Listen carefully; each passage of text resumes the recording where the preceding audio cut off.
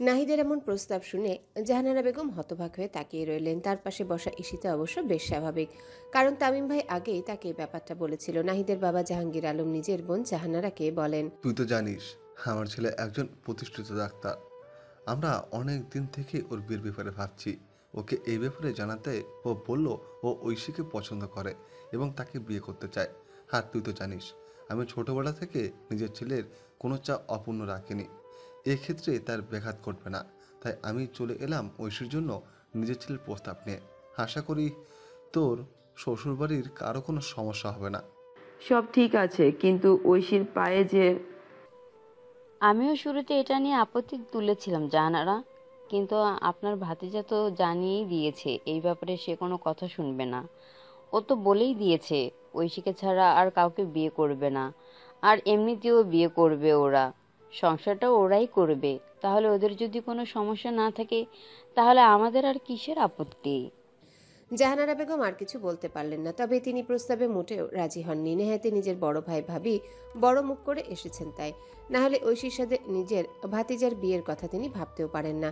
এমন সময় আলতাফ তালুকদারও উপর থেকে নিচে নেমে এসে ড্রয়িং রুমে এলেন। তাকে দেখে জাহাঙ্গীর আলম সালাম বিনিময় করলেন। আলতাফ তালুকদার সোফায় বসে বলে উঠলেন, কেমন আছেন ভাইয়া? হ্যাঁ আলহামদুলিল্লাহ, তুমি? আমিও ভালোই, আলহামদুলিল্লাহ ভালোই আছি। যাই হোক, এতদিন পর এলে, আজকে কিন্তু থেকে যেতে হবে। থাকার জন্য তো আসেনি আলতাফ, আমি আসলে এখানে একটা প্রস্তাব নিয়ে এসেছি। প্রস্তাব? কিসের প্রস্তাব? আমার ছেলে নাইদের অনেক পছন্দ হয়েছে আপনার ভাই যে ঐশীকে, ও ঐশীকে বিয়ে করতে চায়, সেটারই সম্বন্ধ নিয়ে এলাম। আপনার এতে কোনো আপত্তি নেই তো? আলতাফ তালুকদার প্রস্তাবটা শুনে ভীষণ খুশি হলেন। আপত্তি থাকতে যাবে কেন ভাইয়া? এটা তো অনেক ভালো প্রস্তাব। নাহিদকে তো আমার ছোটবেলা থেকেই দেখছি, একদম সোনার টুকরা ছেলে। কেউ ওর নামে বদনাম করতে পারবে না। নিজের যোগ্যতায় আজ সে প্রতিষ্ঠিত ডাক্তার। এমন ছেলে তো খুঁজছিলাম আমাদের ঐশীর জন্য। বাহ, তাহলে তো হয়ে গেল। তোমার যখন কোনো আপত্তি নেই তাহলে কথা বাড়ে। আসলে ভাইয়া, আমি এই ব্যাপারটা নিয়ে আম্মা এবং ঐশীর সাথে কথা বলতে চাইছিলাম। আম্মু এখন এ বাড়ির মুরব্বী, আর বিয়েটা যেহেতু ঐশীর, তাই ওর মতামতটা নেওয়া জরুরি। ও আবার রাজি হবে না কেন? এমন পাত্র পেয়েছে, সেটাই তো ভাগ্য। আমাদের নাহিদের মধ্যে কোনো স্মৃতির কমতি আছে নাকি? এরই মধ্যে সেখানে উপস্থিত হলেন গুলশেনারা বেগম। তিনি আসতে জাহাঙ্গীর আলম ও নাজমা বেগম তাকে সালাম জানালো এবং খোঁজ খবর নিল। অতঃপর আলতাফ তালুকদার তাকে সবটা খুলে বলেন। গুলশেনারা বেগম খুশি হয়ে বলেন, এ তো অতি উত্তম প্রস্তাব। আমিও চাইছিলাম আমার মৃত্যুর আগে ঐশীর একটা ব্যবস্থা করতে। আমি কিছুদিনের মধ্যেই পাত্র দেখা শুরু করতাম। সেক্ষেত্রে নাহিদ দাদু ভাইয়ের মতো এত ভালো পাত্র আর কোথাও পেতাম কিনা সন্দেহ। ঐশী রিডিং রুম থেকে বই নিয়ে ফিরছিল। সবাইকে দেখে দাঁড়িয়ে পড়ে। নাজমা বেগম উঠে গিয়ে ঐশীর হাত ধরে তাকে নিয়ে এসে নিজের পাশে বসান। অতঃপর ঐশীর হাতে দুটো বালা পরিয়ে দিয়ে বলেন, বাহ, কি সুন্দর লাগছে। আজ তো বেশি কিছু নেই, তাই এটা দিয়েই তোমাকে দোয়া করলাম। এই বালাজোড়া আমার শাশুড়ি আমাকে দিয়েছিলেন, আজ আমি তোমায় দিলাম। ঐশী অবাক হয়ে তাকিয়ে রইল। গুলশেনারা বেগম ঐশীকে এভাবে তাকিয়ে থাকতে দেখে বলেন, ওনারা তোকে নাহিদের বউ করতে চান। আমাদের বড়দের কারো কোনো আপত্তি নেই। কিন্তু আমার আপত্তি আছে। বলেই সে নিজের হাতের বালাজোড়া খুলে নাজমা বেগমের হাতে দিয়ে বলে, আমায় ক্ষমা করে দেবেন আন্টি, কিন্তু এই বিয়েতে আমার মত নেই। আমি বিয়েটা করতে চাইছি না। বলেই সে উঠে দাঁড়ায়। ক্রাচে ভর দিয়ে সবার সামনে থেকে চলে যায়। নাহিদের মা বাবা ভীষণ অপমানিত বোধ করে। জাহানারা বেগম তো সব থেকে বেশি রেগে যান। বিষয়টা স্বাভাবিক করার জন্য জাহাঙ্গীর আলম সবার সামনে বলে ওঠেন, তাহলে আজ আমরা উঠি। যে কারণে এলাম সেটা যখন হলো না, তখন এখানে থেকে তো আর কোনো লাভ নেই। নাজমা, নাহিদ চলো। কর্কশ কণ্ঠে চাপা ক্রোধ ঢেলে বললেন তিনি। নাহিদ ব্যথিত নয়নে ঐশীর যাওয়ার পানে তাকিয়েছিল। নাজমা বেগম ঝাড়া দিয়ে বলেন, আমাদের এত অপমানিত করেও কি তোর শান্তি হয়নি? চল এখান থেকে। এরপর আমাদের পছন্দ করা মেয়েকে তোর বিয়ে করতে হবে। নাহিদ উঠে দাঁড়ায়। আপাতত এখানে থাকলে সমস্যা বাড়বে। তবে এত জলদি নাহিদ ঐশীকে ভুলে যাবে না, সে চেষ্টা চালিয়ে যাবে। ঐশীকে তার কাছে ধরা দিতে হবে, এমনটাই তার পণ। ঐশী নিজের রুমে এসে কান্নায় ভেঙে পড়ে, কান্নায় চোখ বুজে আসছিল। ভাগ্য কেন তাকে এরকম ভাবে বিড়ম্বনায় ফেললো? ভাগ্যের এই লীলা খেলা সে মানতে পারছে না। ভাগ্য আজ তাকে একদম অসহায় করে দিল। ঐশী কান্না করতে করতে বলতে লাগলো, তুমি এমন কেন করলে আল্লাহ? আমাকে কেন এত অসহায় বানিয়ে দিলে? আমি তো আয়ুষ ভাইয়াকেই ভালোবেসেছি সেই ছোট্ট থেকে, আজও ভালোবাসি, চাইলেও তাকে ভুলতে পারছি না। তবুও তো নিজেকে গুটিয়ে নিয়েছি। ঈশিতাও আয়ুষ একে অপরে পরিপূরক, এটাও মেনে নিয়েছি।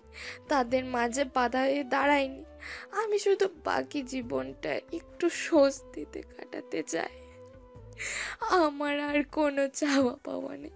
তবে আমি অন্য কাউকে নিজের জীবনে মেনে নিতে পারবো না। আয়ুষ ভাইয়াকে পাইনি তাতে কি? আমার কোনো ক্ষোভ নেই তার প্রতি, তোমার প্রতি। কিন্তু তাই বলে তার স্থানে অন্য কাউকে বসাতে হবে? নিজের ভালোবাসার মানুষকে ভুলে অন্য কাউকে বিয়ে করতে হবে? এমনটা আমার পক্ষে সম্ভব না। আর বাকিটা জীবন একা কাটিয়ে দেব, কিন্তু ওর স্থান আর কাউকে দেব না। তুমি আর আমাকে এমন পরিস্থিতিতে ফেলো না আল্লাহ, ফেলো না।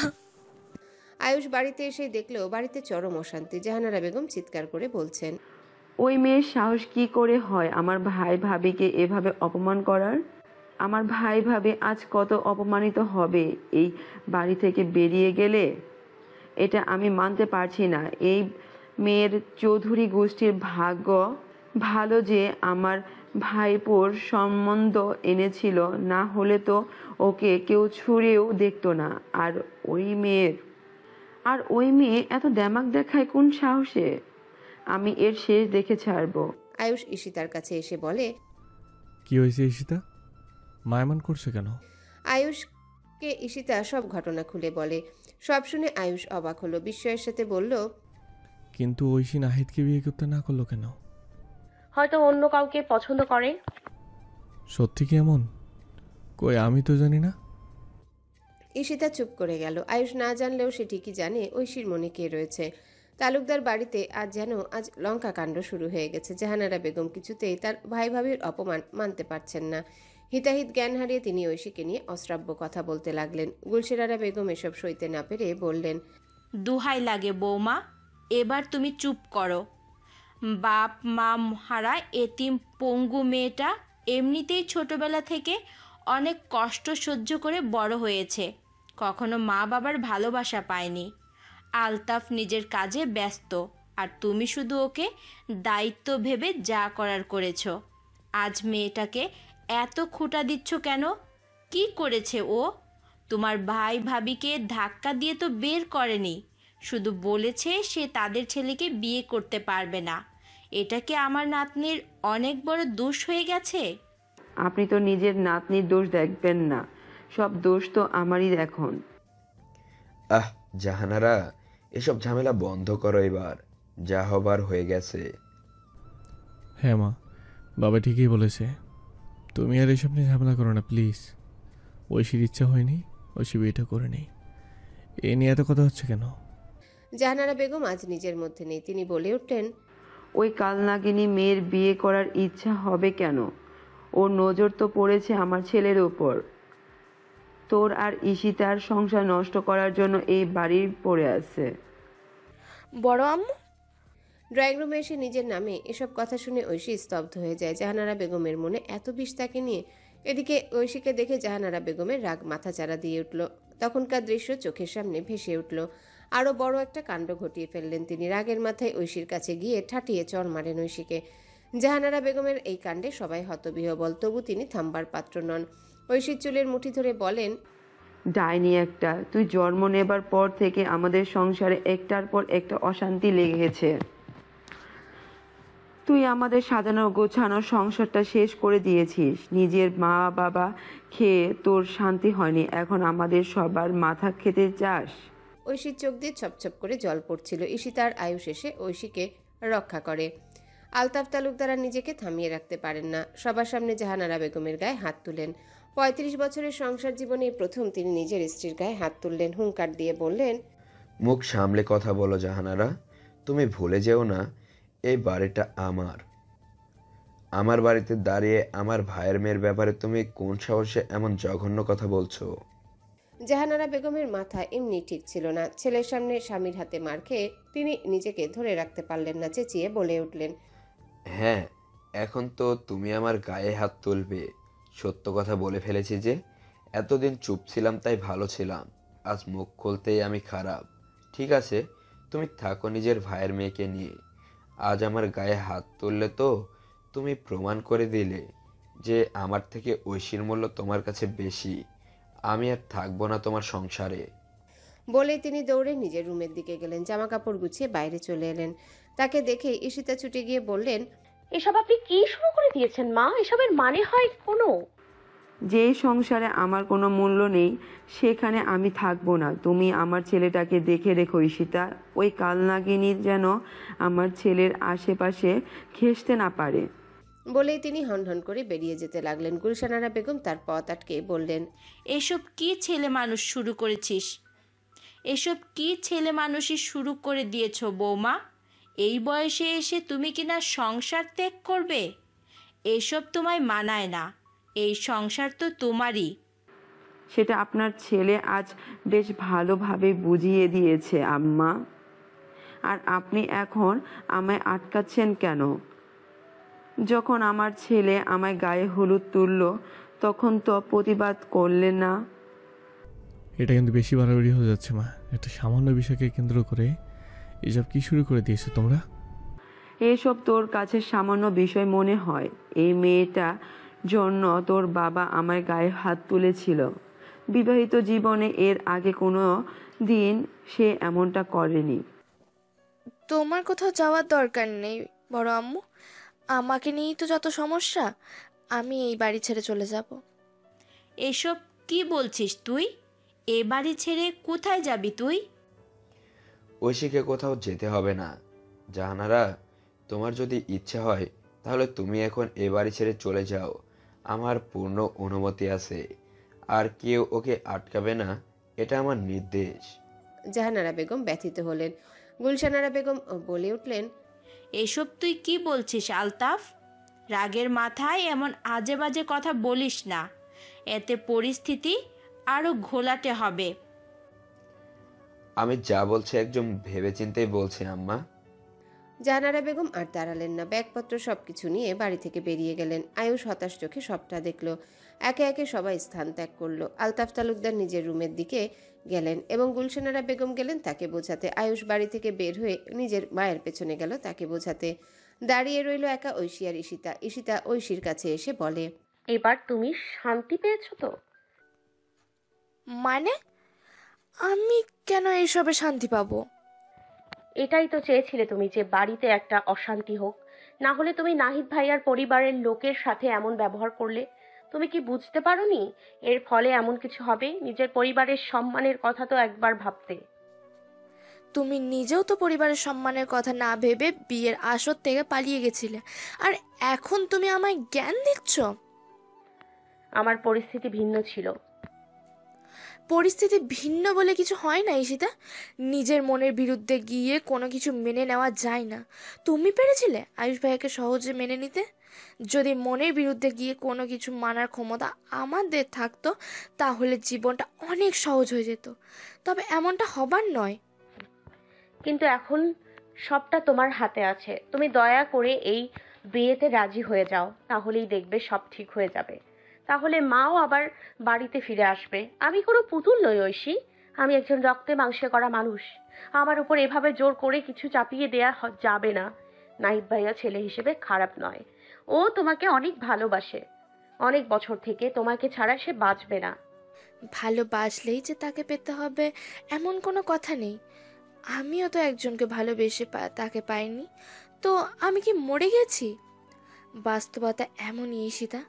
তুমি প্লিজ আমাকে আর এই নিয়ে কিছু বলো না। প্রয়োজনে আমি বাড়ি থেকে বের হয়ে গেলে হলেও বড় আম্মুকে ফিরিয়ে আনবো, কিন্তু নাহিদকে বিয়ে করা আমার পক্ষে সম্ভব না। বলেই ঐশী ক্রাচে ভর দিয়ে স্থান ত্যাগ করে। ঐশী এসে দাঁড়ালো নাহিদদের বাড়ির সামনে। তার উদ্দেশ্য একটাই, জাহানারা বেগমকে যে কোনো মূল্যে ওই বাড়িতে ফিরিয়ে নিয়ে যাবে। সব দিক দিয়ে দায়সারা হতে চায় সে। কলিং বেল বাজালে কিছু সময় পর নাজমা বেগম এসে দরজা খুলে দেন। ঐশীকে দেখে তিনি অবাক হয়ে যান। ঐশী সালাম বিনিময় করে জানতে চায়, বড় আম্মু কি এই বাড়িতে আছে? হ্যাঁ আছে, তুমি ভেতরে আসো। বড় আম্মুকে একটু ডাক দিন না প্লিজ, ওনার সাথে আমার জরুরি কথা আছে।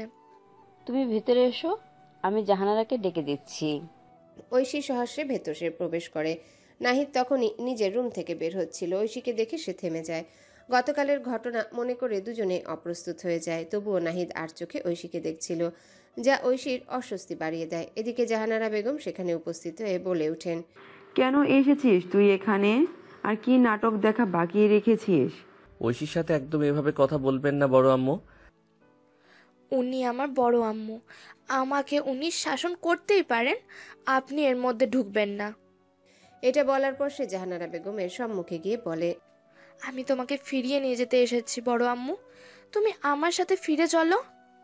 জুতা মেরে এখন গরুদান করতে এসেছিস? আমি ফিরবো না আর বাড়িতে। তুমি চলে আসার পর ওই বাড়িতে কেউ ভালো নেই বড় আম্মু। দাদি প্রতিনিয়ত কাঁদছে, এই বয়সে এসে নিজের বৌমাকে বাড়ি ছাড়তে দেখে তিনি ব্যথিত।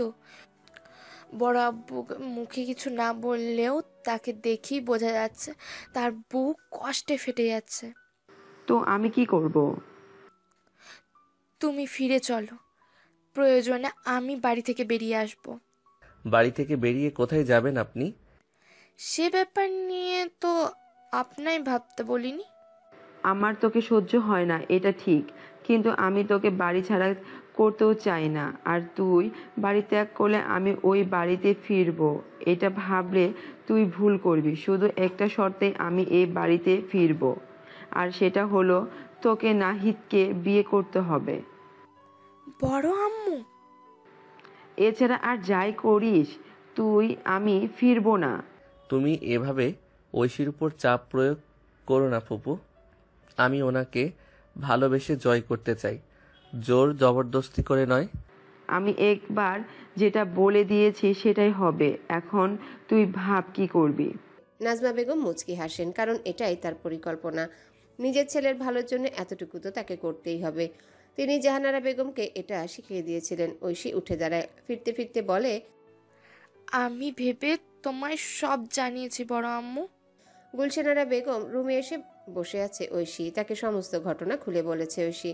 শুনে গুলশানারা বেগম ঐশীর সামনে হাত জোর করে বলেন, তুই এই বিয়েটা করে নে ঐশী, আমার সংসারটা রক্ষা কর তুই।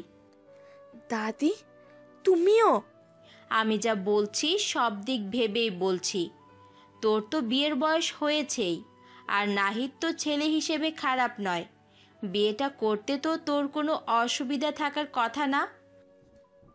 কিন্তু আমার মন যে মানতে চায় না। মন না মানলেও মনকে মানাতে হবে।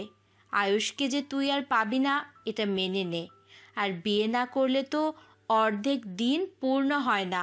তুই তো মোটামুটি ইসলামী মনস্ক, তোর তো এটা জানা উচিত। আজীবন একা থাকাকে এটা কি ইসলাম সমর্থন করে না? আজ না হয় কাল তোকে বিয়ে করতেই হবে। আয়ুষ তোর কাছে কেবল একটা দ্বিধার নাম, যেই দ্বিধা তোকে বয়ে নিয়ে বেড়ালে চলবে না। তুই বিয়েটা করে নে, এতে তোরও ভালো আর এই সংসারেও শান্তি ফিরবে। ঐশী আর কিছু বলতে পারল না, কারণ গুলশানারা বেগমের বলা কোনো কথাই মিথ্যা নয়। তাই সে উঠে দাঁড়ালো, অতঃপর বেলকনিতে এসে দাঁড়ালো। আয়ুষের কথা ভেবে কিছুক্ষণ কাঁদলো। কেন যে মনে থাকে সে ভাগ্যে থাকে না। ঐশীর কান্নার আওয়াজ ভারী হলো। অনেক ভেবেচিন্তে ঐশী বলল, বড় আম্মাকে জানিয়ে দাও আমি নাহিদকে বিয়ে করতে রাজি আছি। ভেতরে আসতে পারি? ঐশী সবেমাত্র ঘুমানোর প্রস্তুতি নিচ্ছিল, এমন সময় আয়ুষের আগমন ঘটে। আয়ুষকে দেখে ঐশী মলিন হেসে বলে, হ্যাঁ এসো। বড় আম্মু কি চলে এসেছে? মা এসো। ভালো। তুই কি মন থেকে এই বিয়েতে রাজি রইছি? মন থেকে রাজি না থাকলে কি রাজি হতাম? তাকাও আমার দিকে। ঐশী তাকায়, কিন্তু বেশিক্ষণ তাকিয়ে থাকতে পারে না, চোখ সরিয়ে নেয়। আয়ুষ বলে ওঠে, তুই কি আমাকে ভালোবাসিস ঐশী? ঐশী হতবাক হয়ে তাকিয়ে থাকে, তার মুখ থেকে কোনো কথা বেরোয় না। কি হলো, চুপ করে আছিস কেন? বল, ভালোবাসতি আমায়? না। তোর চোখ দেখে মনে হচ্ছে তুই মিথ্যে বলছিস। ভালোবাসতাম না আমি তোমায়, এখনো বাসি। বলেই কাঁদতে শুরু করে দেয় ঐশী। আয়ুষও আবেগপ্রবণ হয়ে যায়। ঐশীর চোখের জল মুছে দিয়ে বলে, দুঃখিত, আমার জন্য তোকে বোধহয় অনেক কষ্ট সহ্য করতে হয়েছে। সেসব হয়তো আমি বদলাতে পারবো না, কিন্তু বিশ্বাস কর, আমি তোকে কখনো নিজের বোনের থেকে বেশি ভাবিনি। তোর প্রতি করা কেয়ারগুলো বোন হিসেবেই ছিল রে। জানি আমি ভাইয়া, দোষটা আসলে আমারই ছিল।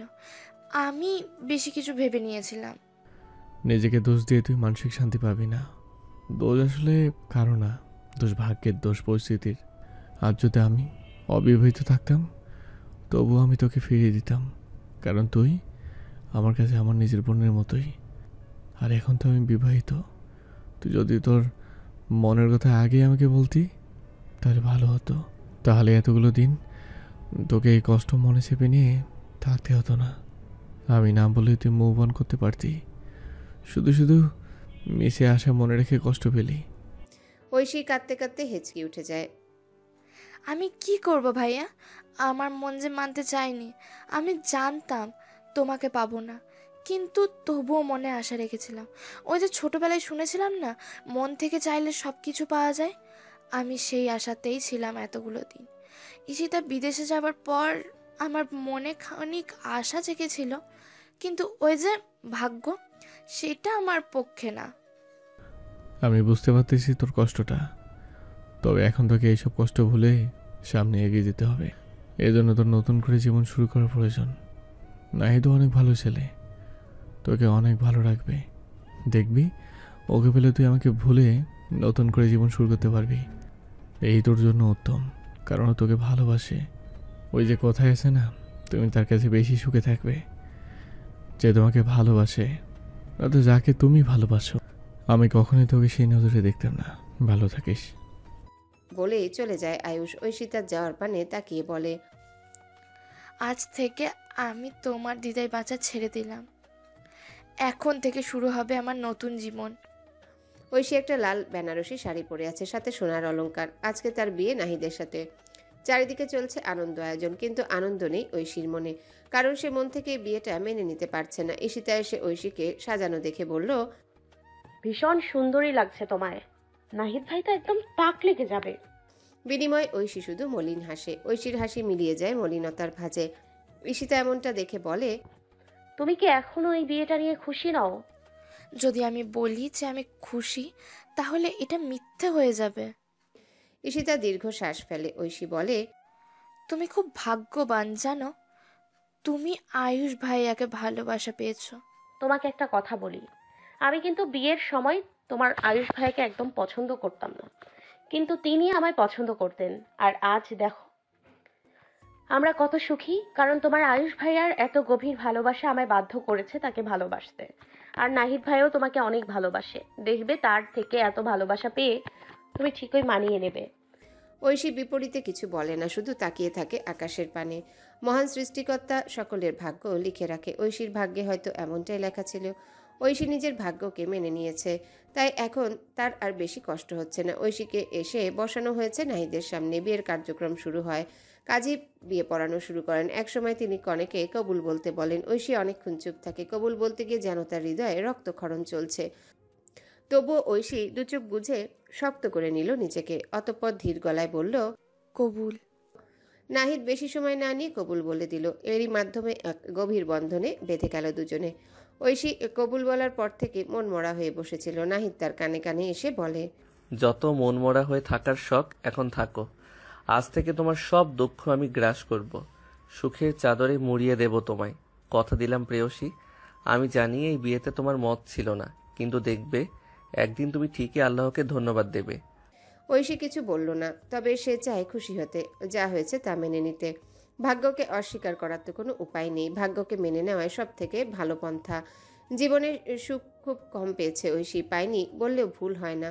জীবনে সুখ দুঃখের পাল্লা মাপলে দুঃখের পাল্লায় ভারী হবে। তাই এখন সে জীবনকে এক চিমটি সুখ চায়, দুঃখের গল্প থেকে মুক্তি চায়। দীর্ঘ কয়েক বছর সে বেঁচেছে দ্বিধাদ্বন্দ্বে, তবে আর না, সে আর এই দ্বিধা বয়ে নিয়ে বেড়াবে না। জীবনকে আরেকটা সুযোগ দেবে নতুন করে করার জন্যে। সুন্দর গড়া জীবনে সুন্দর কাহিনী রচনা করবে। নাহিদ না হয় সেই জীবনে তার সঙ্গী হবে, আর তার সাথে বাকি জীবনটা সুখে শান্তিতে কাটাবে। নাহিদের বিয়ে উপলক্ষে আজ তামিমও এসেছে এই স্থানে। যেহেতু সে নাহিদের প্রিয় বন্ধু, তামিম আজ এসেছে থেকেই ঈশিতাকে দেখছে। ঈশিতা সবার সামনে তামিমের সাথে কথা বলার সুযোগ পায় না, তবে ভিড় একটু কমতেই তামিমের কাছে গিয়ে বলে, কেমন আছো তামিম ভাই? আমি কোনো রকম। তুই তো বিদেশ থেকে এসেছিস থেকে আমি ভুলে গেছিস। ভুলে যাইনি তো, আসলে অনেক ব্যস্ত ছিলাম, তাই আর কি যোগাযোগ করতে পারিনি। বুঝলাম। এর মধ্যে আয়ুষ, তামিম ও ঈশিতাকে একসাথে দেখে রেগে গেল। সে তাদের কাছে এসে ঈশিতার হাত ধরে বলে, তোমার সাথে কিছু জরুরি কথা আছে। বলেই ঈশিতাকে এক প্রকার টেনে নিয়ে যায়। তামিম বাঁকা হেসে বলে, এইভাবে নিজের বউকে আমার থেকে দূরে রাখতে পারবে না আয়ুষ। আমার পছন্দের জিনিসকে কিভাবে নিজের করে নিতে হয় সেটা আমি খুব ভালো করেই জানি। আপনি এভাবে আমাকে তামিম ভাইয়ের কাছ থেকে নিয়ে এলেন কেন? উনি কি মনে করলেন? কি মনে করে করুক, তুমি ওর থেকে দূরে থাকবে ব্যাস। কেন? কেন তুমি জানো না? কিছুদিন আগে ওকে নিয়ে আমাদের মাঝে এত ঝামেলা হলো, এই সময়ের মধ্যে তুমি ভুলে গেলে? সেটা আপনার ভুল ছিল, আপনি আমার উপর বিশ্বাস রাখতে চাননি। আমি এত তর্ক করতে চাই না ঐশী, তোমাকে যা বলেছি তাই শুনবে। ঈশিতার কথা বাড়ায় না। ঐশীর বিদায়ের পালা আসে, সবাই কান্নায় ভেঙে পড়ে, বিশেষ করে গুলশানারা বেগম। ঐশী নিজেও আজ কাঁদছে। জাহানারা বেগমও একটু মিছে কান্না করলেন। যদিও বা ঐশীর বিদায়ে তিনি মোটেও দুঃখী নন, বরং অনেক খুশি তিনি। তবু সবার সামনে একটু লোক দেখানো কান্না তো করতেই হবে। এত সবার মধ্যে আয়ুষ ঈশিতাকে কোথাও দেখতে পেল না। আবারও তামিমও সেখানে উপস্থিত ছিল না, যদিও তার বরযাত্রীর সাথে যাবার কথা। এই বিষয়টা আয়ুষের মনে খটকা তৈরি করলো। আয়ুষ আশেপাশে খুঁজতে গেল। এদিকে ঈশিতার মাথা ব্যথা করছিল জন্য সে চুপ করে বাইরের দিকে একটা রুমে বসেছিল। তামিম ঈশিতার কাছে এসে বলে, তো কেমন আছে? কেন, কোনো অসুবিধা? আমার মাথাটা একটু ব্যথা করছে। তুমি এখানে বরযাত্রীর সাথে যাবে না তামিম ভাই? তামিম ঈশিতার আরো ঘনিষ্ঠ হয়ে বলল। তো কি অবস্থা রেখে কিভাবে চাই? ঈশিতার অস্বস্তি বোধ হয়, সে দূরে সরে যেতে চায়। তামিম ঈশিতাকে আরো শক্ত করে ধরে বলে, আমার থেকে দূরে থাকিস না তুই। তামিম ভাই কি করছো? ছাড়ো আমায়। তামিম ঈশিতাকে আরো কাছে টানতে থাকে। ঈশিতা ধস্তাধস্তি শুরু করে দেয়। তামিম ঈশিতাকে বিছানায় শুইয়ে দেয়। ঈশিতার গায়ে জ্বর ছিল খানিক, তাই তার শরীরে জোর ছিল না। ঈশিতা বলল, আমি কিন্তু চিৎকার করব। কর না, এতে তোরই সম্মান যাবে। সবাই যদি এসে আমাদের এই অবস্থায় দেখে তাহলে তোকে কি ভাববে? ঈশিতা তামিমের কাছে অনুরোধ করতে থাকে তাকে ছেড়ে দেওয়ার। এমন সময় আয়ুষ সেই স্থানে চলে আসে। আয়ুষ এসেই বলে ওঠে, তামিম। ঈশিতার উপর থেকে সরে আসে তামিম। আয়ুষ এসে তামিমের কলার চেপে ধরে তাকে মারতে থাকে। তামিমও প্রতিবাদ করে। এর মধ্যে আরো কিছু মানুষ সেখানে চলে আসে। তামিম সবার সামনে বলে, আমাকে ছাড়ো আয়ুষ। তোর এত বড় সাহস আমার দিকে হাত বাড়াস? আমি তোর বউর দিকে হাত বাড়াইনি, ওর নিজে আমাকে ওর কাছে রেখেছে। এসব মিথ্যা কেন বলছেন তামিম ভাই? আপনি তো। আয়ুষ তামিমকে ছেড়ে ঈশিতার কাছে আসে। ঈশিতাকে বলে, তামিম যখন তোমার ঘনিষ্ঠ হওয়ার চেষ্টা করেছিল তখন তুমি প্রতিবাদ করোনি কেন? অন্তত চিৎকার করতে পারতে, সেটা করোনি কেন? নাকি এইসব স্পর্শ উপভোগ করছিলে? আয়ুষ, এসব কি বলছেন আপনি? আমি কেন? আর নাটক করিস না জান। সবাই যখন সব জেনে গেছে তখন আর নাটক করে লাভ নেই। আমি এখন একজন প্রতিষ্ঠিত ডাক্তার, তুইও তাই। এখন আমাদের আর তোমার স্বামীর বাড়ির সাহায্য লাগবে না, তাই সব অভিনয় অর্থহীন। বিশ্বাস করুন, এসব মিথ্যে। এদিকে আশেপাশে উপস্থিত মানুষ নানান রকম কথা বলতে থাকে। সবাই ঈশিতার চরিত্রের দিকে আঙ্গুল তুলে, আর ঈশিতা আয়ুষের প্রতিক্রিয়া দেখার অপেক্ষায় বসে থাকে। ঈশিতা অবাক চোখে তাকিয়ে আছে আয়ুষের পানে। সবাই যখন তাকে নিয়ে নানা রকম নোংরা কথা বলছে, আয়ুষ তখন একদম চুপ। ইতিমধ্যে জাহানারা বেগম, আলতাফ তালুকদারও সেখানে উপস্থিত হয়েছেন। জাহানারা বেগমও ঈশিতার দিকে ঘৃণা ভরা চোখে তাকিয়ে ঈশিতা আয়ুষের কাছে গিয়ে বলে, আপনি আমায় বিশ্বাস করুন প্লিজ। এর আগেও তো আমাকে একবার ফাঁসানো হয়েছিল, এবারও হয়তো। তুমি আবার আগের মতো নাটক কেন করতে চান? এর আগে তো আমি মামাকে দিয়ে মিথ্যা নাটক করে সব ম্যানেজ করলাম। কারণ তোমার নাকি এই পরিবার থেকে সাহায্য দরকার, সেটা নিশ্চয়ই পেয়ে গেছো। তাহলে এখন এসব নাটক কিসের? এসব মিথ্যা। এখনই প্রমাণ হবে মিথ্যা না সত্য। বলেই সে নিজের মামাকে কল করে। তিনি ফোনটা রিসিভ করতে তামিম লাউড স্পিকারে দেয়। তিনি বলেন, কি ব্যাপার ভাতিজা, এতদিন পর আবার কল দিলি কেন? সেদিন তো তোমার কথায় আমি তালুকদার পরিবারের সামনে গিয়ে মিথ্যা অভিনয় করলাম, আর কিন্তু এসব করতে পারবো না। আমার বয়স হয়েছে, এখন কোথায় একটু ধর্মকর্মের মন দেব তা না, তোমার আমার ঈশিতার পাল্লায় পড়ে এসব করতে হচ্ছে। তুমি ঈশিতাকে বলো তো তাড়াতাড়ি ডিভোর্স নিয়ে চলে আসতে, তাহলে আর এসব অভিনয়ের প্রয়োজন হবে না। ঈশিতা ফোন কেড়ে নিয়ে চেঁচিয়ে বলল, এসব কি বলছেন আপনি আঙ্কেল? যা সত্যি তাই তো বলছি সীতামা, তুমি এত রিয়্যাক্ট করছো কেন?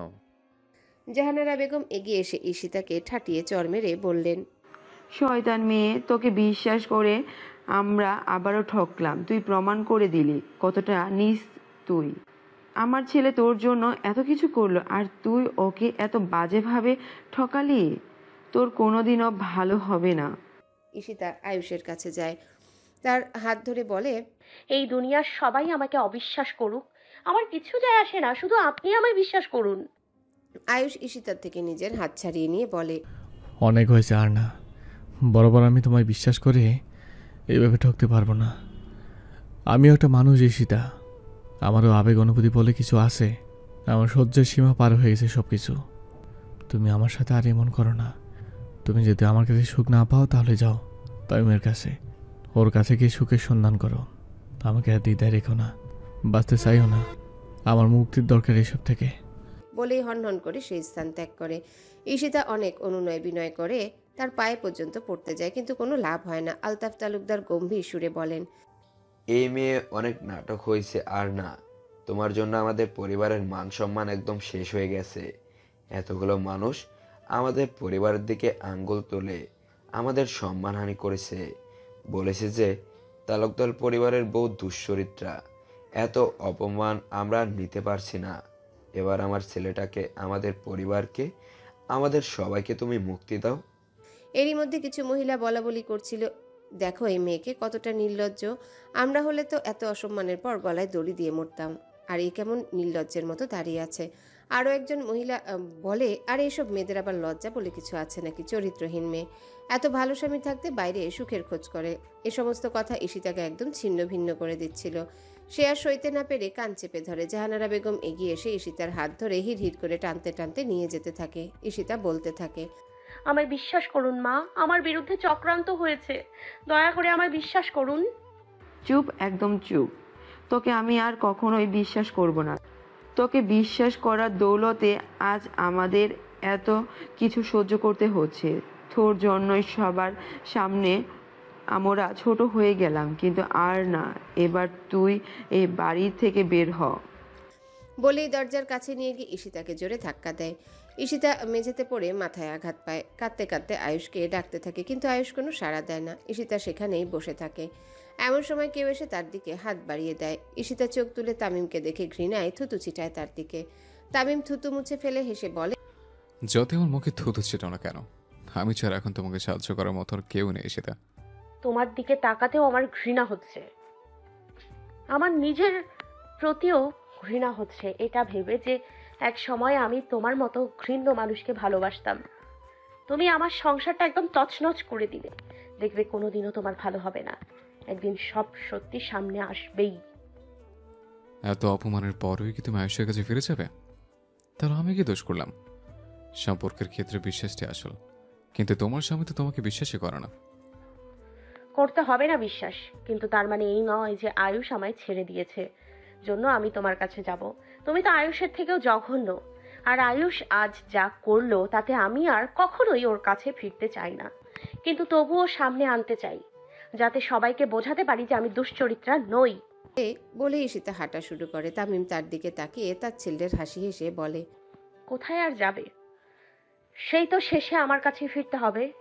ঈশিতা হাঁটতে হাঁটতে অনেক দূরে আসে। তার কানে সবার করা গঞ্জনা বাজছিল। মাঝ রাস্তায় এসে নিজেকে বড্ড অসহায় মনে হয়। ঈশিতার মাথায় হঠাৎ অদ্ভুত চিন্তা আসে, বিপদের সময় শয়তান আমাদের বেশি বেশি ধোঁকা দেয়। এক্ষেত্রেও তাই হলো। ঈশিতা স্বগতোক্তি করে বলল, কি হবে নিজেকে আর নির্দোষ প্রমাণ করে? আমার আপনজন বলতে আমি যাদের জানতাম তারা কেউই তো আমায় বিশ্বাস করে না। আজ সবার চোখে আমি চরিত্রহীন। কি হবে এই জীবন রেখে?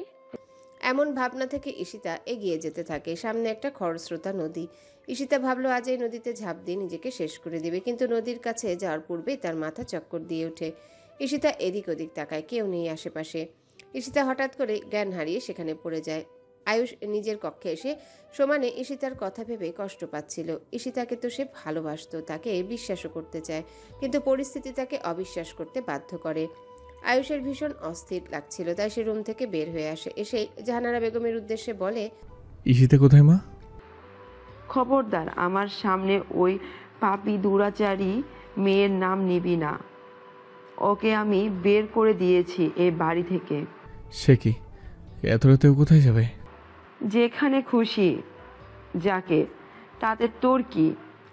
ও মেয়ে মরুক বাঁচুক তাতে আমাদের আর কিছুই নেই। কিন্তু এত কিছুর পরও তুই কিন্তু বলছিস। আয়ুষ আর কিছু বলে না, মনে মনে ভাবলো, মা তো ঠিকই বলেছে যে আমার কথা ভাবেনি, তার কথা আমি কেন ভাববো? ওর সাথে যা কিছু হয়ে যাক তাতে আমার কিছু যায় আসে না। নিজের মনকে এসব সান্ত্বনা দিতে চাইলেও সে ব্যর্থ হয়। অবচেতন মন ঈশিতার চিন্তায় ব্যাকুল হয়ে যায়। চমৎকার এক দ্বিধায় পড়ে যায় তার মন। ঈশিতার জ্ঞান ফিরলে সে নিজেকে আবিষ্কার করে কোনো এক হাসপাতালে। জ্ঞান ফিরতে সে উঠে বসার চেষ্টা করে। এমন সময় একজন নার্স এসে বলে। ঈশিতা পিটপিট করে চেয়ে থাকে চারিপাশটায়, জায়গাটা তার অচেনা। ঈশিতা মনে করার চেষ্টা করলো সর্বশেষ সে কোথায় ছিল। তখনই মনে পড়ে গেল নিজেকে এক আত্মঘাতী সিদ্ধান্তের কথা। ঈশিতা এবার ভীষণ রাগ হলো নিজের উপর। নিজের প্রতি বিতৃষ্ণা জাগলো। কেন এমন একটা পদক্ষেপ নিতে যাচ্ছিল সে? কাদের জন্যে, যারা তাকে সামান্যতম বিশ্বাস পর্যন্ত করে না? একজন ডাক্তার রুমে প্রবেশ করলেন। তিনি এসে ঈশিতার কাছে এসে বললেন, আপনি ঠিক আছেন এখন? জি ঠিক আছে। এই অবস্থায় তো আপনার অনেক বেশি বিশ্রামের প্রয়োজন। আর আপনি এভাবে রাস্তায় ঘুরে বেড়াচ্ছিলেন? ঈশিতা কিছু বুঝতে না পেরে বলে, মানে কি বলতে চাইছেনটা কি আপনি? আপনি মা হতে চলেছেন। ঈশিতা বিস্ফোরিত চোখে তাকিয়ে রইল ডাক্তারের দিকে। তিনি কি কথা শোনালেন? ঈশিতা বিমূঢ় হয়ে গেল। কথা বলার শব্দই হারিয়ে ফেলল। নিজের পেটে হাত বুলিয়ে বলল, এ আমায় কি খবর শোনালেন আপনি? কেন, আপনি খুশি হননি?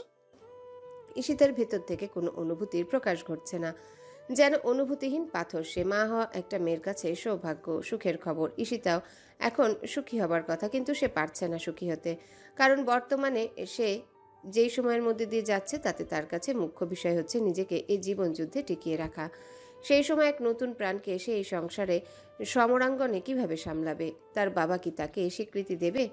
এমন কথা মাথায় আসতে ঈশিতার মনে পড়ে গেল আয়ুষের বলা কিছু তিক্ত কথা। ঈশিতা বলে উঠল, আমার সন্তানের কারোর স্বীকৃতির প্রয়োজন নেই।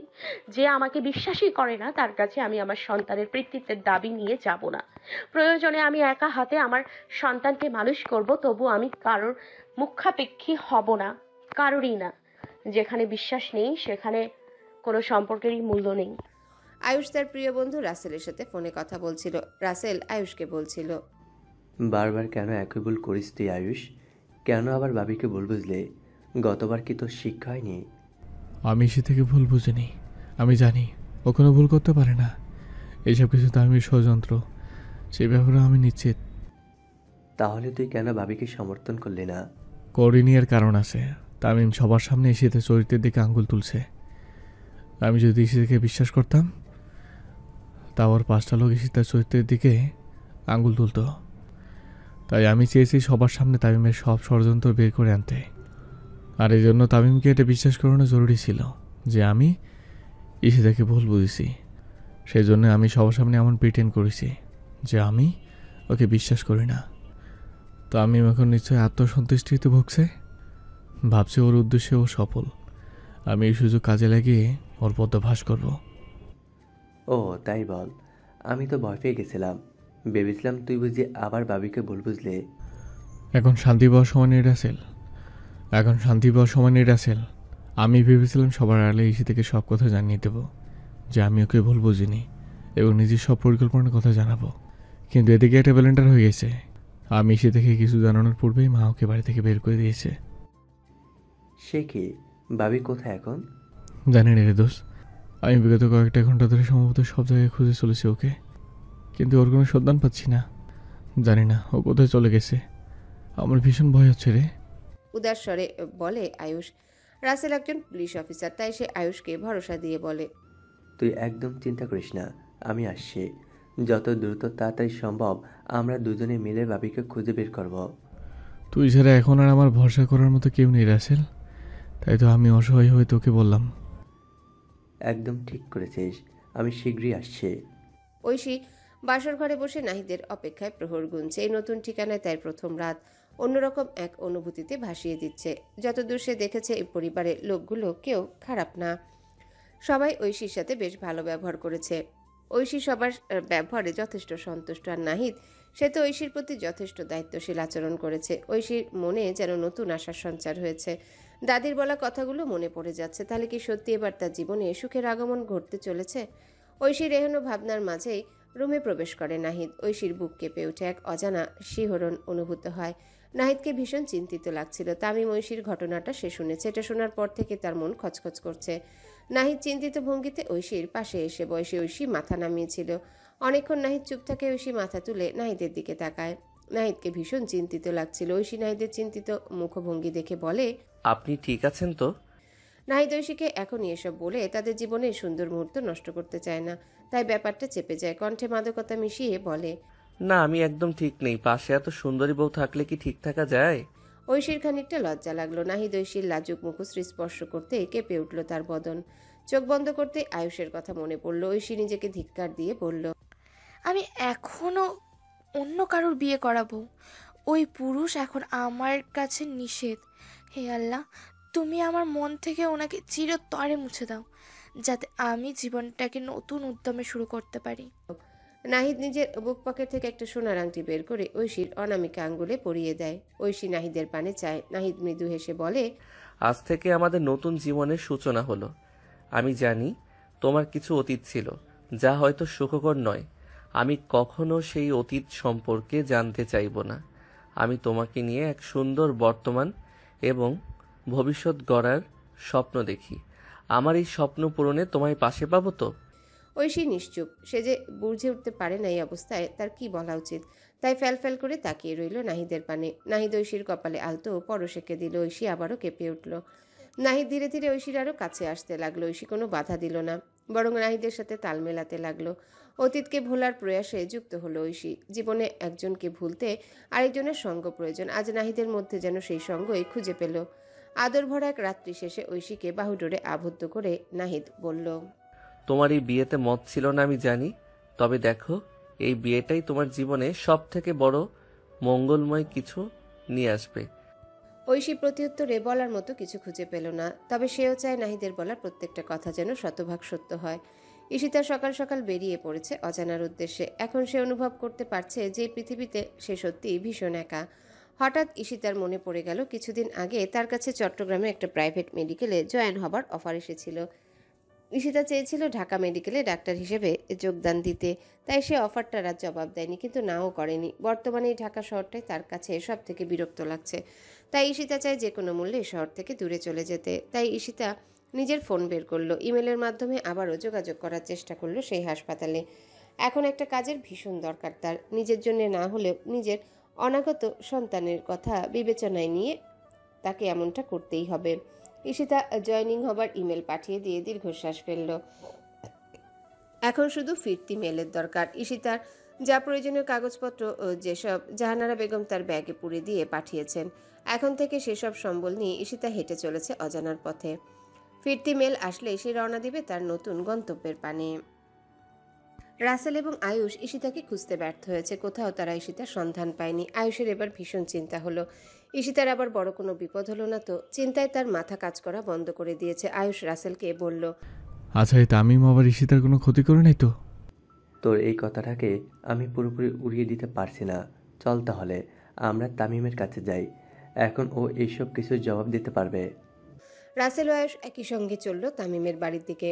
তামিম সকালে উঠে নাস্তা করতে বসে পড়েছিল। এমন সময় কলিং বেল বেজে উঠে ভ্রু কুচকে ফেলল। এই সকাল সকাল আবার কি বিরক্ত করতে চলে এলো? শান্তিতে একটু খেতেও পারবো না। এই কথা বলে সামনে এগিয়ে গিয়ে দরজাটা খুলল। দরজা খুলে আয়ুষকে দেখে হতবাক হয়ে গেল। ততলিয়ে বলে উঠল, তো তুমি? আয়ুষ তামিমের শার্টের কলার চেপে ধরল। তামিমের নাক বরাবর কয়েকটা ঘুষি দিয়ে বলল, ঈশিতা কোথায়? ঈশিতা কোথায় সেটা আমি কি করে জানবো? আয়ুষ ঈশিতাকে আরো কয়েকবার প্রহর করল। আজ সে একদম উন্মাদে পরিণত হয়ে গেছে। রাসেল এই উন্মাদ রূপ দেখে বলে উঠল, আয়ুষ আসতে মরে যাবে তো। মরুক, ওর মতো যখন মানুষ মৃত্যুই রিজার্ভ করে। চুপ করে আছিস কেন? বল, আমার ঈশিতা কোথায়?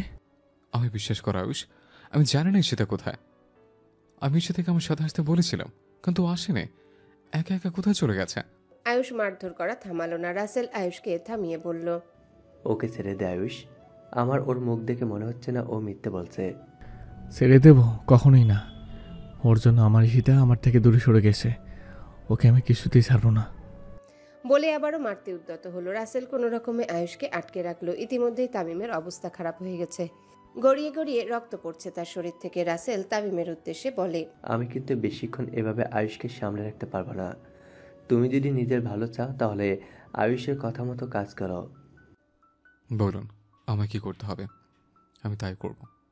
তুই সবার সামনে আমার ঈশিতে সম্মান নষ্ট করেছিস। এবার তোকে ওর হারানো সম্মান আবার ফিরিয়ে দিতে হবে। সেটা কিভাবে? আজ ঈশিতার বউ ভাত, বিয়েতে উপস্থিত সবাই বউ ভাতে আমন্ত্রিত। এই মানুষগুলোর সামনে যে তুই ঈশিতা মান সম্মান নষ্ট করেছিস, এবার তোকে এদের সামনে সব সত্যি বলতে হবে। ঈশিতা যে চরিত্রহীন নয় সেটা প্রমাণ করে দিতে হবে, না হলে তোকে আমি। তুমি যা বলবে আমি তাই করব, কিন্তু দয়া করে আমাকে আর মেরো না। ও যদি সবটা স্বীকার করে নেয় তাহলে তোকে আর ওর গায়ে হাত তুলতে হবে না। আমি ওকে মানহানি মামলা জেলে ঢোকাবো। প্লিজ এমন করবে না, আমার ক্যারিয়ার একদম শেষ হয়ে যাবে। এসব করার আগে তোর এটা ভাবা উচিত ছিল। বলেই আয়ুষ তামিমকে টানতে টানতে নিয়ে যেতে থাকে। রাসেলও তাদের পেছন পেছন যায়। আজ ঐশীর বউ ভাত।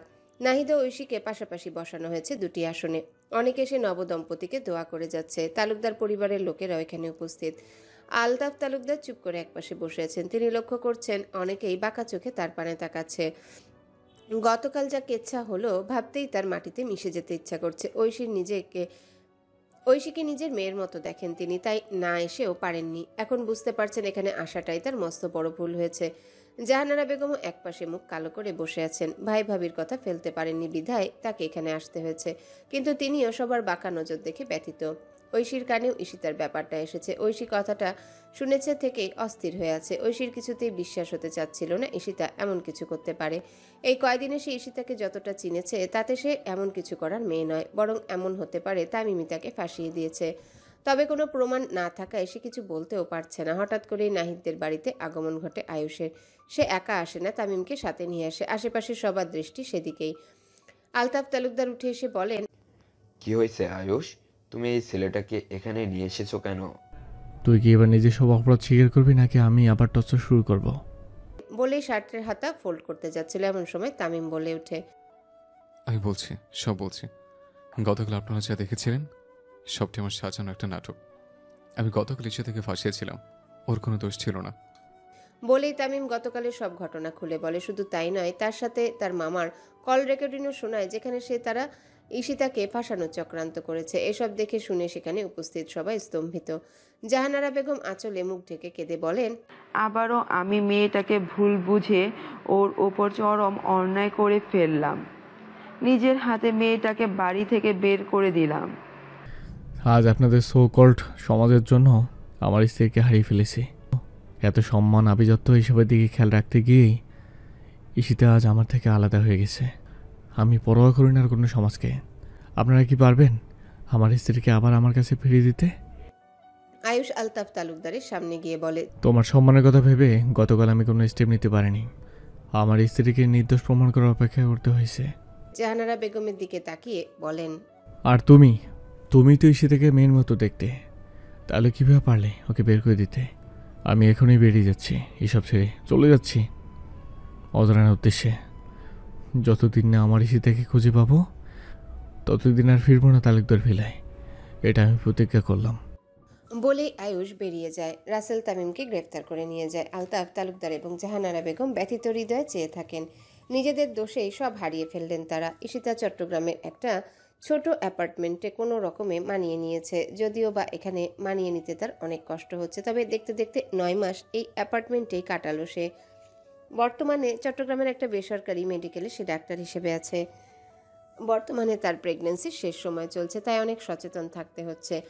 শেষ সময় সবকিছু সামলানোর জন্য একটা কাজের মেয়েও রেখেছে সে। কুলসুম নামের মেয়েটা তার হাতে হাতে সমস্ত কাজ করে দিচ্ছে, তাই অনেকটা স্বস্তিতে থাকতে পারছে। না হলে তো একা হাতে সব সামলানো এক প্রকার অসম্ভব হয়ে যেত।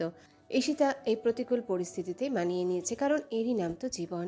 জীবন কখনো কারোর জন্য থেমে থাকে না, এগিয়ে চলে নিজস্ব গতিতে, যেই গতি অপ্রতিরোধ্য এবং দুর্নিবার। আয়ুষের বিগত 9 মাস গেছে অনেক দুঃখ কষ্টে জর্জরিতভাবে। ঈশিতা না ফেরা পর্যন্ত বাড়িতে না ফেরার প্রতিজ্ঞা সে বজায় রেখেছে। বাড়ি থেকে দূরে একটা ফ্ল্যাট ভাড়া নিয়ে থাকছে। জাহানারা বেগম এসে রোজ তার সাথে দেখা করে এবং দুঃখ বিলাস করে যায়। আজও তিনি এসে আয়ুষের সাথে কথা বলছেন। তিনি আয়ুষকে বাড়ি ফিরে যেতে জোর করছেন, কিন্তু আয়ুষ বরাবরের মতোই তার প্রস্তাব নাকচ করে দিচ্ছে। জাহানারা বেগম নিজেকে দোষ দিয়ে বলছেন, আমার জন্য ঈশিতা চলে গেছে, আমারই দোষ সব। এভাবে নিজেকে দোষ দিয়ে লাভ নেই মা, যা হওয়ার ছিল তাই হয়েছে। ভাগ্যে যদি থাকে তাহলে ঈশিতা আবার ফিরবে আমার জীবনে, আর আমি ওকে সম্মানে ফিরে নিয়ে আনবো তালুকদার ভিলায়। এরই মধ্যে হঠাৎ আয়ুষের ফোন বেজে ওঠে। আয়ুষ ফোনটা রিসিভ করতে তার বন্ধু রাসেল বলে ওঠে, তোর জন্য একটা সুসংবাদ আছে আয়ুষ। আমি ঈশিতা ভাবির খোঁজ পেয়েছি। সে বর্তমানে চট্টগ্রামের একটি বেসরকারি মেডিকেলের ডাক্তার হিসেবে কর্মরত আছে। আমি তোকে তার ঠিকানাটা পাঠিয়ে দিচ্ছি। আয়ুষ ভীষণ খুশি হয়ে যায়। এতদিন ধরে সে যেটার অপেক্ষায় ছিল, অবশেষে আজ সেই দিনটি এসে গেল। ফোন কেটে দিয়ে জাহানারা বেগমকে শক্ত করে জড়িয়ে ধরে আয়ুষ। হাস্যোজ্জ্বল মুখে বলে, আমি তোমার বৌমার খোঁজ পেয়েছি মা, আমার জন্য দোয়া করো যেন আমি তোমার ঘরের বউকে আমার ঘরে ফিরিয়ে আনতে পারি। বাবা, ঈশিতাকে জলদি ফিরিয়ে আনো। আমাদের সবার তরফ থেকে ওর কাছে মাপ চাইবো। আয়ুষ চট্টগ্রামের উদ্দেশ্যে বেরিয়ে যায়। ঐশীর বর্তমান দিনগুলো অনেক ভালো যাচ্ছে। নাহিদের সাথে তার বিয়ের সিদ্ধান্ত যে ভুল ছিল না, সেটা এখন একদম শতভাগ নিশ্চিত হয়ে বলতে পারে ঐশী। নাহিদ তাকে সবসময় সুখী রাখার চেষ্টা করে। নিজেকে ভীষণ লাকি মনে হয় ঐশীর। এত ভালো স্বামী পাওয়া সত্যি ভাগ্যের বিষয়। এজন্যই হয়তো বলা হয় আল্লাহ উত্তম পরিকল্পনাকারী। আয়ুষের সাথে বিয়ে হলে হয়তো ঐশী এত সুখী হতো না। ঐশী নাহিদের এই সুখ আজ আরও বেড়ে গেছে তাদের জীবনে নতুন অতিথি আগমনের কথা শুনে। ঐশী মা হতে চলেছে। নাহিদ এই খুশিতে পুরো এলাকায় মিষ্টি বিলিয়েছে। ঐশীকে নিয়ে এখন সে আহ্লাদে আটখানা। এই 9 মাস তাদের দাম্পত্য জীবন ছিল সুখে শান্তিতে পরিপূর্ণ। কখনো কোনো দুঃখ তাদের স্পর্শ করেনি। আজও নাহিদ ঐশীকে গভীর বাহুডোরে আবদ্ধ করে রাত্রি যাপন করছে। নাহিদ ঐশীর কপালে ভালোবাসার পরশেকে বলে, তুমি জানো না ঐশী, তুমি আজ আমাকে কত বড় খুশির সংবাদ দিয়েছ। আমার খুশি আজ আমি ভাষায় প্রকাশ করতে পারবো না। আমি বাবা হতে চলেছি, আমাদের সন্তান আসতে চলেছে এই পৃথিবীতে। আমিও আজ ভীষণ খুশি, কিন্তু মন থেকে খটকাটে যে পুরোদমে দূর হচ্ছে না। খটকা কেন? আমার সাথে তো কখনো ভালো হয়নি, এখন কি আবার ভালো কিছু হবে? এটা কোনো কথা নয় ঐশী, এসব নেতিবাচক চিন্তা করো না। দেখবে আল্লাহ আমাদের জন্য ভালো কিছুই লিখে রেখেছেন। তাই যেন হয়। আমি বেশি কিছু চাই না, শুধু এটাই চাই যেন আমাদের সন্তান সুস্থভাবে এই পৃথিবীতে আসে। তুমি যা চাও তাই হবে দেখো।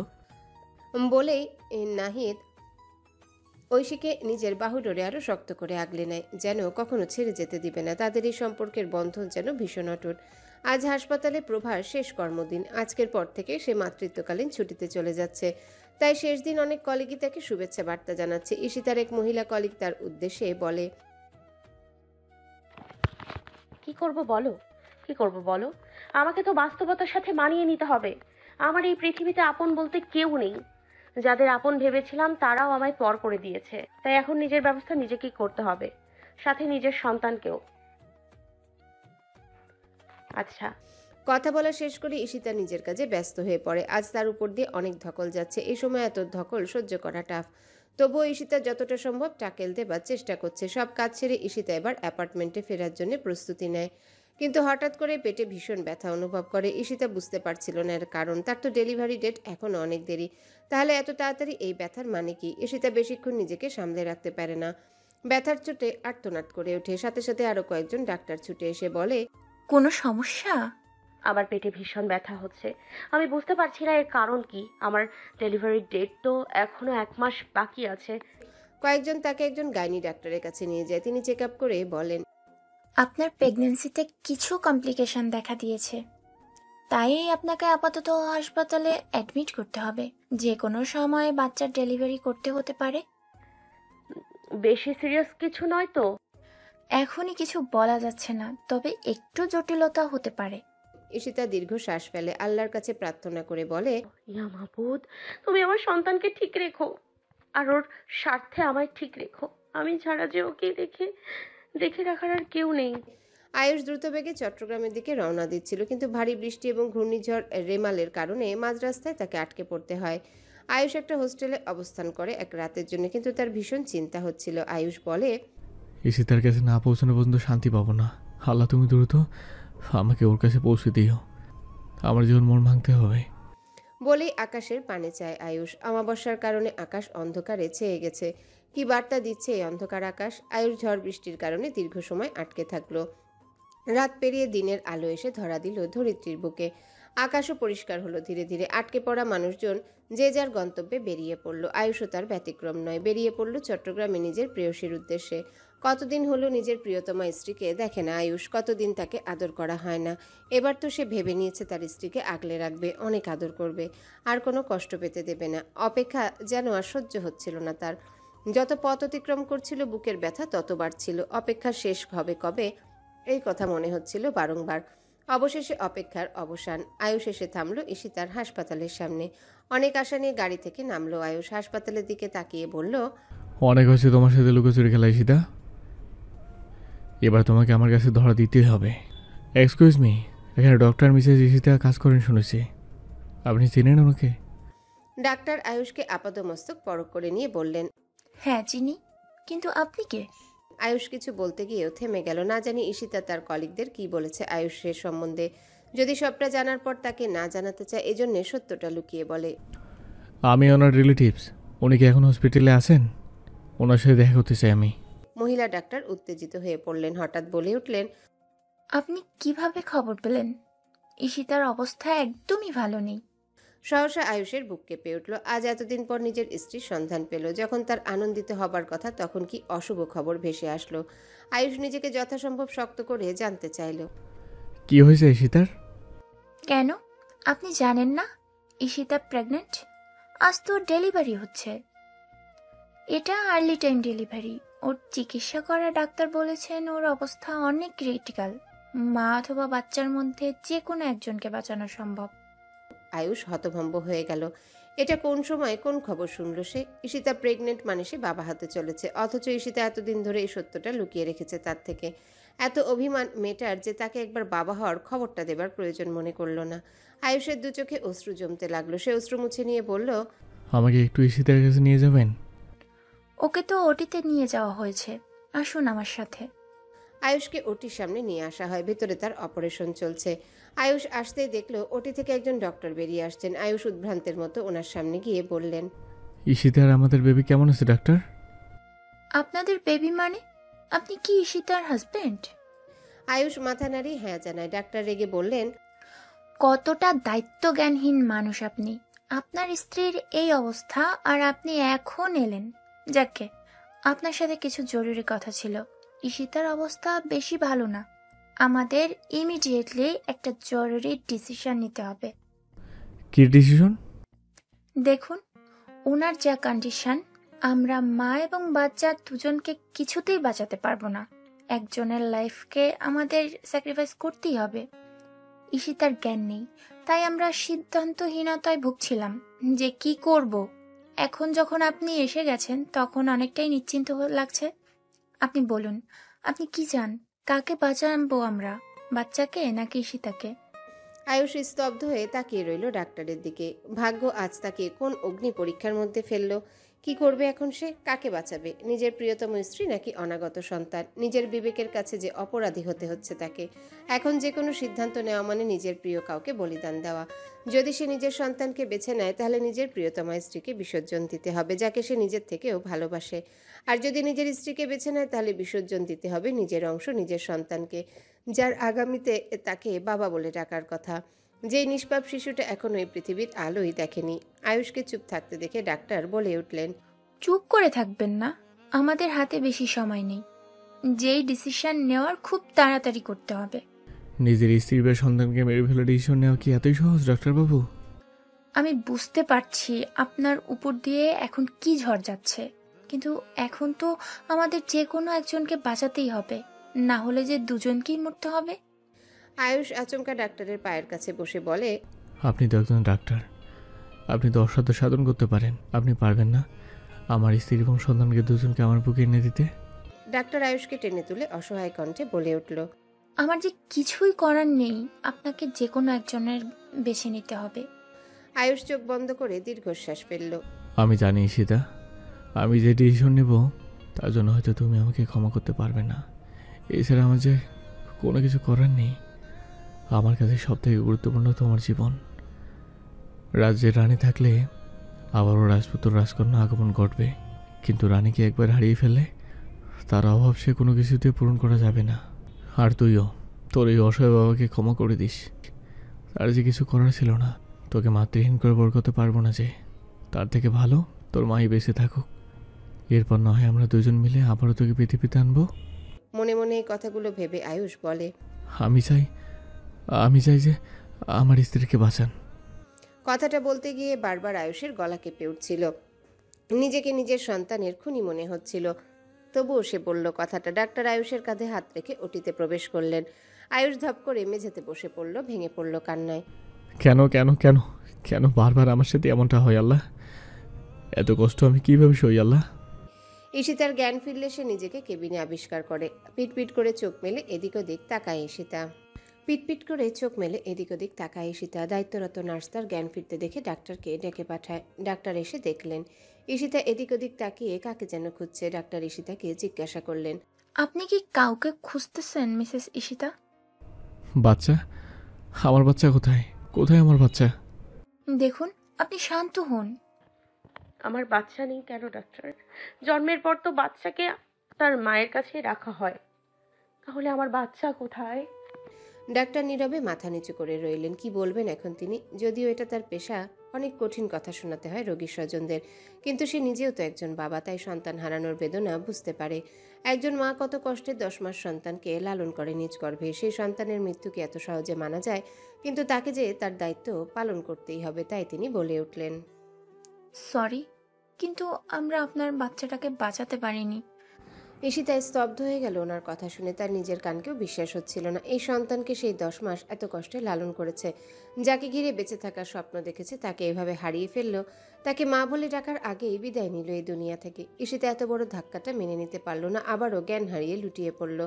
ঈশিতা ভীতি ভেঙে পড়েছে। এই কঠিন বাস্তবতা সে কিছুতেই মেনে নিতে পারছে না। যেই সন্তানকে ঘিরে সে বাঁচার আশা দেখেছিল, সে তাকে ফাঁকি দিয়ে চলে গেল। এরই মাঝে আয়ুষ হঠাৎ এসে দাঁড়ালো তার সম্মুখে। আয়ুষকে দেখে ঈশিতার সব ক্রোধ গিয়ে পড়ল তার উপর। ঈশিতা চেঁচিয়ে বলে উঠল, কেন এসেছেন আপনি এখানে? মজা দেখতে এসেছেন?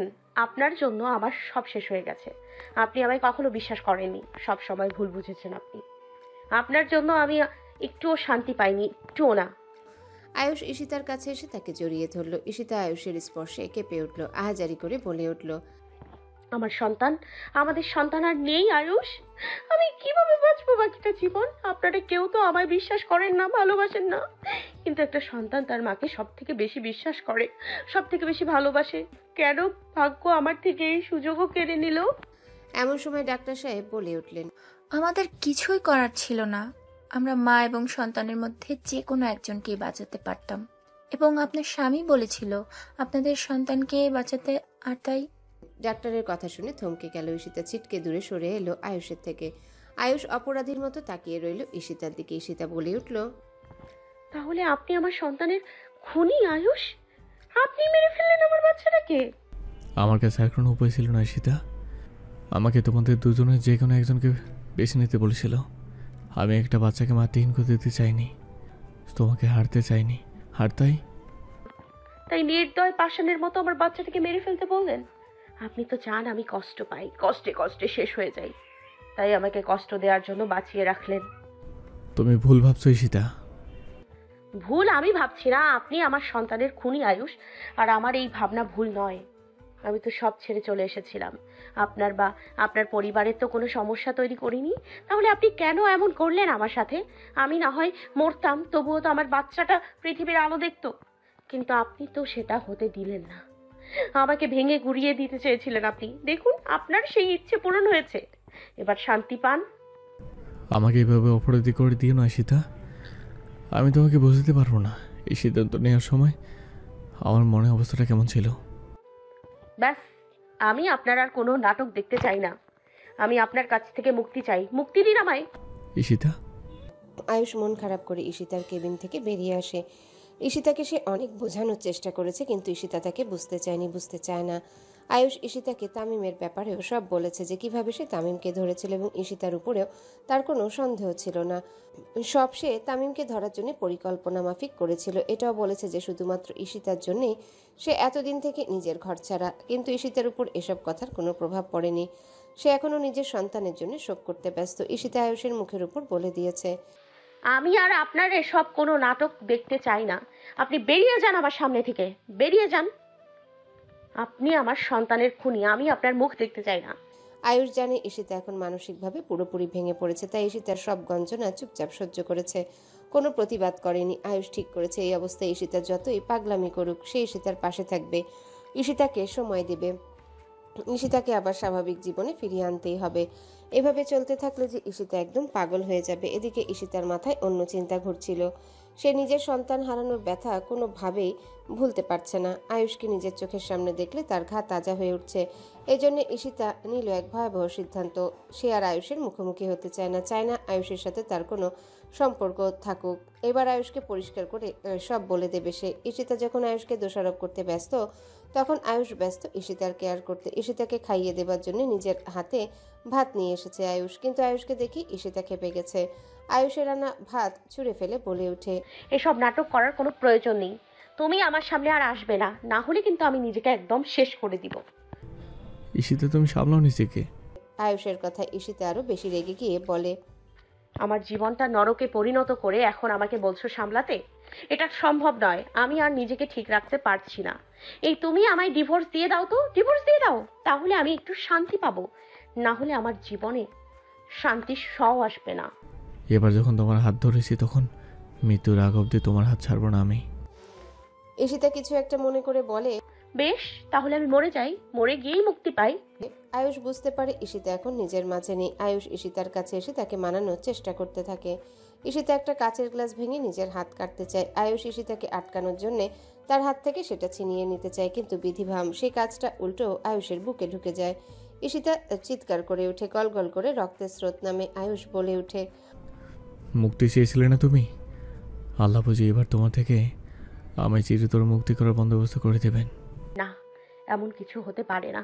আপনার কিছু হবে না। ইয়া মাবুদ, এটা কি হয়ে গেল? আয়ুষ লুটিয়ে পড়ে। ঈশিতা ডাক্তারকে ডাকতে থাকে, কিন্তু ডাক্তার আসে না। ঈশিতার এবার ভীষণ ভয় করতে থাকে। সে এদিক ওদিক তাকিয়ে অতঃপর নিজেই উঠে পড়ে আয়ুষের শ্বাস প্রশ্বাস চেক করে। এখনও শ্বাস চলছে। এর মধ্যে ডাক্তার ছুটে এসে আয়ুষকে দেখে ঘাবড়ে যান। রোগীর অবস্থা তো বেশি ভালো না, ওনাকে জলদি ওটিতে নিয়ে যেতে হবে। ঈশিতা অবাক হয়ে তাকিয়ে থাকে। এ কোন নতুন বিপদে পড়তে হলো তাকে? ঈশিতা আল্লাহর কাছে প্রার্থনা করতে লাগলো যেন আয়ুষ সম্পূর্ণ সুস্থ হয়ে ওঠে। আয়ুষকে ওটিতে নিয়ে যাওয়া হয়। আয়ুষকে ওটিতে নেওয়া হয়েছে। ঈশিতা বাইরে বসে আছে, এখনো আশায় আছে কোনো সুখবর শোনার। এমন সময় একজন চিকিৎসক এলেন। ঈশিতা তার মুখোমুখি হয়ে বলল, ও কেমন আছে এখন? কাজটা বেশি ভেতরে ঢোকেনি, তাই আমরা সহজেই বের করতে পারছি।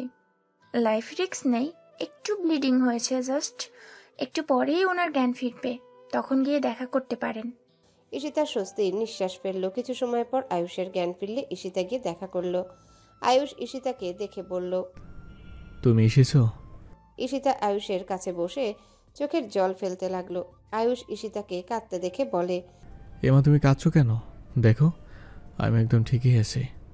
ঈশিতা আয়ুষের হাত টেনে নিয়ে সেখানে চুমু খেয়ে বলে, আজ যদি তোমার কিছু হয়ে যেত তাহলে আমি কখনো নিজেকে ক্ষমা করতে পারতাম না। শুধু আমার জন্য আজ তোমার এই অবস্থা। তুমি নিজেকে ব্লেম দিও না ঈশিতা, সামান দোষের ভাগ আমিও। আমি এবার সব ভুল বোঝাবুঝি আর দ্রুত মিটিয়ে নিতে চাই, আবার সবকিছু নতুন করে শুরু করতে চাই। আমিও তো সেটাই চাই। দুজনে একে অপরের দিকে তাকালো, অতঃপর একসাথে সমস্বরে হেসে উঠল। আয়ুষের হাত ধরে পুনরায় তালুকদার বাড়িতে প্রবেশ করল ঈশিতা। জাহানারা বেগম তাদের দুজনকে বরণ করে ঘরে তুললেন। ঈশিতার হাত ধরে তার কাছে মাপ চেয়ে বললেন, আমার জন্য তোমার অনেক সমস্যায় পড়তে হয়েছে, আমি মন থেকে তোমার কাছে ক্ষমা চাইছি। ছি ছি ছি, আপনি আর ক্ষমা চেয়ে আমায় লজ্জা দেবেন না। আমি আজ এখানে এসেছি আবার পুরাতন সব স্মৃতি ভুলে নতুন সুন্দর স্মৃতি তৈরি করতে। ঐশী ও নাহিদের হাত ধরে তালুকদার বাড়িতে ফিরল। ঈশিতার ফেরার কথা শুনে সে আর নিজেকে আটকে রাখতে পারল না। গুলশানারা বেগম, আলতাফ তালুকদার ও ঈশিতার কাছে তাদের পূর্বের ব্যবহারের জন্য ক্ষমা চেয়ে ঈশিতাকে সম্পূর্ণভাবে আপন করে নিল। ঐশীকে দেখেই ঈশিতা তার কাছে আসে। দুজনে একে অপরকে জড়িয়ে ধরে। ঐশী বলে, এতদিন পর তোমায় দেখে খুশি হলাম। আমিও আজ অনেক খুশি, তোমাদের সবাইকে কতদিন পর দেখলাম। আয়ুষ, তুই ঈশিতাকে নিয়ে উপরে যা। তোদের উপর এ কদিনে যা ধকল গেল। আয়ুষ ঈশিতাকে ইশারা করলো উপরে যেতে। ঈশিতা আয়ুষের সাথে রওনা দিল। প্রতিমধ্যে আয়ুষ বলল, এবার কিন্তু আমাদের নতুন শুরুর পালা। হ্যাঁ জানি, কিন্তু আজ যদি আমাদের সন্তান আমাদের মাঝে থাকতো তাহলে ভীষণ ভালো হতো। পুরান স্মৃতিকে ভুলে যাও, আমরা আবার আমাদের বেবিকে আমাদের মাঝে নিয়ে আসব। বলেই চোখ টিপে ঈশিতা লজ্জা পেয়ে যায়। কয়েক বছর পর একটি শিশুপুত্রকে কোলে নিয়ে তালুকদার বাড়িতে প্রবেশ করলো ঈশিতা। তার মুখে এক চিলতে হাসি। অবশেষে তার সন্তান পৃথিবীতে এলো। আয়ুষও তার বহুদিনের বাসনা পূর্ণ হলো। গুলশানারা বেগম ছুটে এসে নিজের প্রপুত্রের মুখ দেখলেন। আয়ুষ এসে দাঁড়ালো ঈশিতার ঠিক পাশেই। জাহানারা বেগম ছুটে এসে বললেন, অবশেষে আল্লাহ আমাদের এতদিনে ইচ্ছে পূরণ করলেন, আমাদের বাড়িতে নতুন অতিথি দিয়ে পাঠালেন। আজ এই খুশির দিনে ঐশীও উপস্থিত। নাহিদও এসেছে তার সাথে। নাহিদের কোলে তাদের 1 বছর বয়সী ছেলে। ঐশী ঈশিতার ছেলের মুখ দেখে বলে, একদম আয়ুষ ভাইয়ের মতো দেখতে হয়েছে। আয়ুষ মৃদু হাসে। এরই মাঝে বাচ্চাটা হঠাৎ করে কেঁদে ওঠে। ঈশিতা তাকে চুপ করানোর চেষ্টা করে। জাহানারা বেগম বলেন, একসাথে এতগুলো মানুষ দেখে হয়তো ও ভয় পেয়ে গেছে। চলো আমরা সরে দাঁড়াই। আয়ুষ, তুই ওদের নিয়ে যা। আয়ুষ ঈশিতাকে সাথে নিয়ে তাদের কক্ষে যায়। আয়ুষ এসে বলে, অবশেষে আমাদের বাবুকে আমরা আজ এতগুলো দিন পর এই পৃথিবীতে আনতে পারলাম। ঈশিতা আয়ুষের সাথে নিজেদের বাচ্চাকে কোলে নিয়ে বসে পড়ল। সবার ভীষণ আনন্দ ছিল সেই সময়। ঈশিতা আয়ুষের কোলে মাথা রেখে বলে, এখন শুধু আমাদের সন্তানকে ভালোভাবে মানুষ করতে পারলেই আমাদের জীবন সফল। হ্যাঁ, অতীতের সব ভুল ভ্রান্তি ভুলে এবার আমাদের সামনে এগিয়ে যেতে হবে। আমাদের সন্তানকে একটা সুন্দর ভবিষ্যৎ দিতে হবে। ঈশিতা শুরু থেকেই তাদের জীবনের সব ঘটনা মনে করে। তাদের পুরো সম্পর্কটা ছিল দ্বিধায় পড়া। ঈশিতার আজও ভাবলে হাসি পায় এবং একটু রাগও হয় নিজের মনের উপর, যে একসময় কতটা পাগলামি করেছে, তার জেদ, একগুয়েমি, এসবের জন্য কত কি ঘটেছে। আয়ুষ তাকে শুধু একবারই ভুল বুঝেছিল, কিন্তু সে আয়ুষকে সবসময় ভুল বুঝে গেছে। তবে ইতিহাসের পুনরাবৃত্তি আর চায় না সে। ভবিষ্যৎটা সুন্দর হোক, এটাই কাম্য। আয়ুষ ঈশিতার উদ্দেশ্যে বলে, তোমাকে আমি একটা গান শোনাতে চাই, শুনবে? হ্যাঁ, শোনাও। আয়ুষ ঈশিতার ছেলে কেঁদে ওঠে। দুজনে একসাথে তাকে চুপ করানোর চেষ্টা করে। ঐশী ও নাহিদ ফিরে এসেছে বাসায়। ঐশী নাহিদকে জিজ্ঞাসা করে, বাবু ঘুমিয়েছে? হুম। আচ্ছা, আমাকে দাও, আমি ওকে শুইয়ে দিচ্ছি। নাহিদ তাদের ছেলেকে ঐশীর কাছে দেয়। ঐশী তাদের ছেলেকে শুইয়ে দেয়। নাহিদ হঠাৎ করে পেছন থেকে ঐশীকে জড়িয়ে ধরে। ঐশী তাল সামলাতে না পেরে পড়ে যেতে ধরে। তখন নাহিদ ঐশীকে সামলে নেয়। নাহিদ বিচলিত হয়ে বলে, দুঃখিত। আমার মতো ত্রুটি সম্পন্ন একজনকে জীবনে জড়িয়েছ, এরপর আমার উচিত তোমার কাছে ক্ষমা চাওয়া, অথচ এই কাজটা সবসময় তুমি করো। আয়ুষ ঐশীকে নিজের কাছে টেনে নিয়ে বলে, খবরদার আর এমন কথা বলবে। আমার ঐশীর মাঝে কোনো ত্রুটি নেই। খুব ভালোবাসো না আমায়? প্রমাণ চাও? প্রমাণ ছাড়াই আমি নিশ্চিন্তে বলতে পারি, কিন্তু আমার নিজেকে ছোট লাগে। তোমার এত ভালোবাসার বিনিময়ে আমি তোমায় কি দিতে পেরেছি? নাহিদ ঐশীকে শক্ত করে জড়িয়ে ধরে বলে, আমার কাছে তুমি একাই যথেষ্ট। আমার আর কিছু দরকার নেই। সব কিছু ভুলে তুমি আমার কাছে সবসময় এভাবেই থাকো। আমি তোমার দ্বিধায় বাঁচি চিরকাল। আমি তোমার দ্বিধায় বাঁচি, তোমার দ্বিধায় পুড়ে যাই। এমন দ্বিধার পৃথিবীতে তোমায় চেয়েছি পুরোটাই।